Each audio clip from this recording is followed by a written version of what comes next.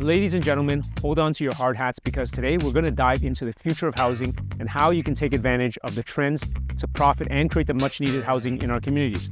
Now, with all the stuff that we're going to discuss, we're going to make HGTV look like a snooze fest. So let's get right into it. Welcome back. Thanks for watching. I'm Manny from Sweet Additions, where we help investors and homeowners create more housing and generate wealth. We'd really appreciate if you can hit the like button and please subscribe to the channel.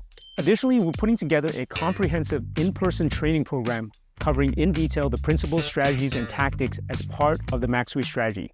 We'll share more info at the end of this video, and you can also check it out at sweetadditions.com/training. So in this video, we want to help you identify future opportunities that we're seeing, which will alter the housing landscape in the years and decades to come. Specifically, we'll get into the changes that are happening in the existing low-rise residential neighborhoods. Now, to quote the great Wayne Gretzky, we want to skate to where the puck is going, not where it's been. And especially with all that's happening in the space of automation, AI, and robotics, this will have a big impact for our industry of multi-unit conversions and garden suites. And so we want to prepare you and ourselves as much as possible to take advantage of the trends that are happening. Now, of course, the caveat is that none of these are guaranteed, but there's a high likelihood given the macro landscape, technology, and policy changes that we're seeing. First, we'll discuss more about the technical sides of building, and then in the second part, we'll get more into some of the potential ownership options. So without further ado, let's get right into it. So the first prediction is that all single-family zoning requirements will be abolished. Now, the traditional practice of exclusively designating certain areas for detached houses on individual lots is being challenged due to concerns about housing affordability and the need for more diverse options. So it's like the housing world is saying, hey, let's mix it up a bit. So several cities across North America, such as Minneapolis, Sacramento, Vancouver, and more recently Toronto, have decided to break free from the single-family zoning shackles and embrace a more flexible approach to land use. It's a bit like a housing revolution where backyard cottages and duplexes are becoming the new cool kids on the block. Now, this shift not only promotes accessibility and affordability, but also leads to greater density and more efficient land use. So while you can still build your dream single-family home, be prepared for your neighbor to potentially add a multi-unit home and become the envy of the block. Now, it's going to be like a game of architectural Tetris. On to our second point, prefabricated homes will be normalized. Now, in the near future, prefab homes is poised to become increasingly common as a viable solution to the growing demand for affordable, sustainable, and efficient housing. It's like the IKEA of homes, but without the confusing instructions and missing screws. Prefab or modular homes are built off-site in a controlled factory environment where the standardized components are manufactured and assembled. So this method offers several advantages over traditional construction methods, such as reduced construction time, cost effectiveness, and improved quality control. Although prefab homes have been around for decades, they haven't been as widespread as many in the industry had hoped for due to higher facility costs.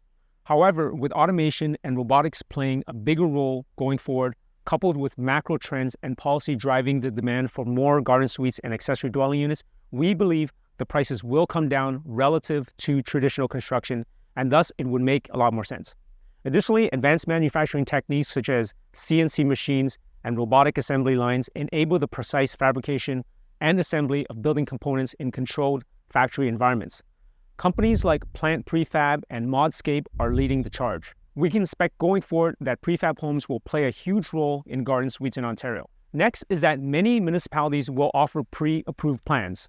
Now, in an effort to make construction feel like a breeze instead of a tornado, some cities are pulling out their secret weapon, and that is pre-approved building plans.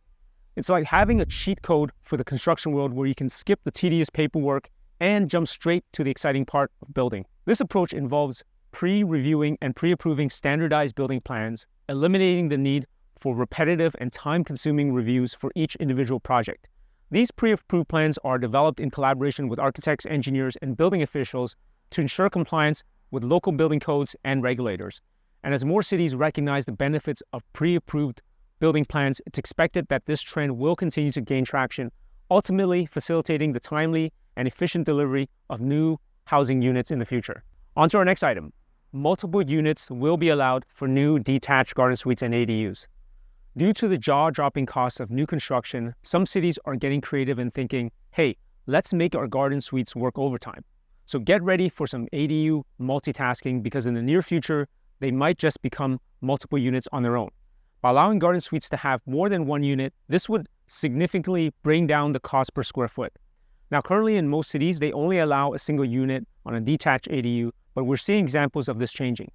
For example, in Edmonton, there are detached laneway homes that have a second unit within its own structure. We may see this happening more in the coming years.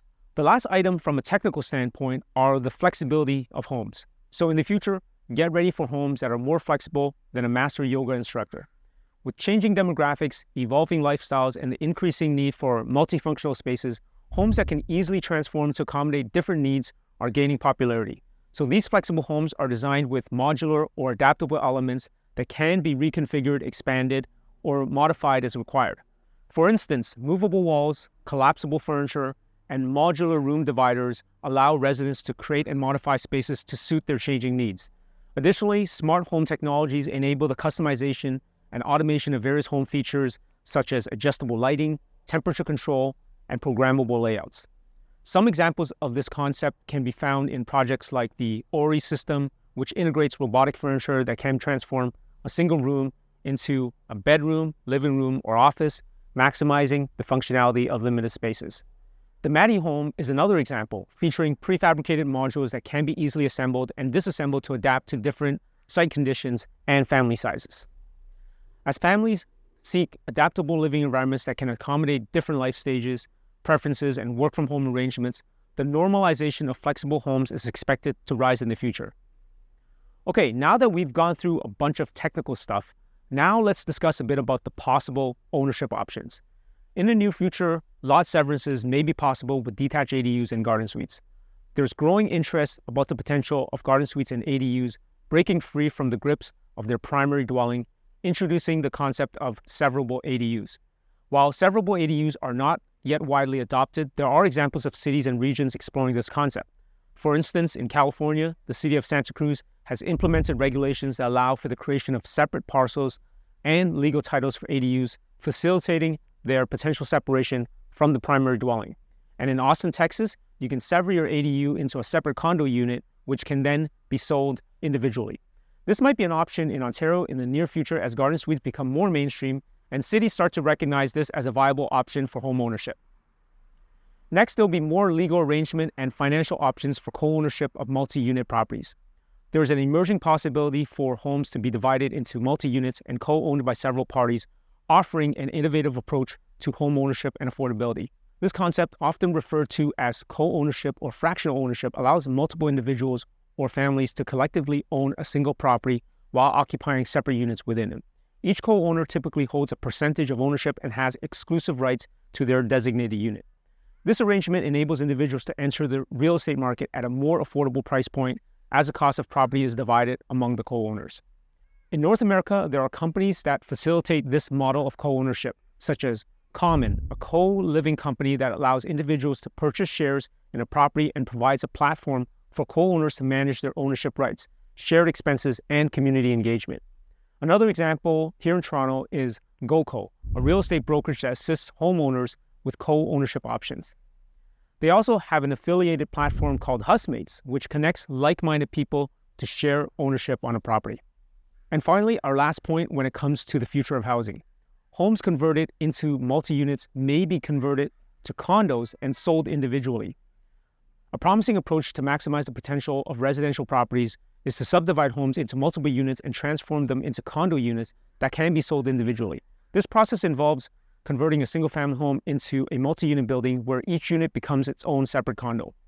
With the new multiplex housing policy in Toronto, this potentially can become an option for people to access home ownership in a more affordable manner.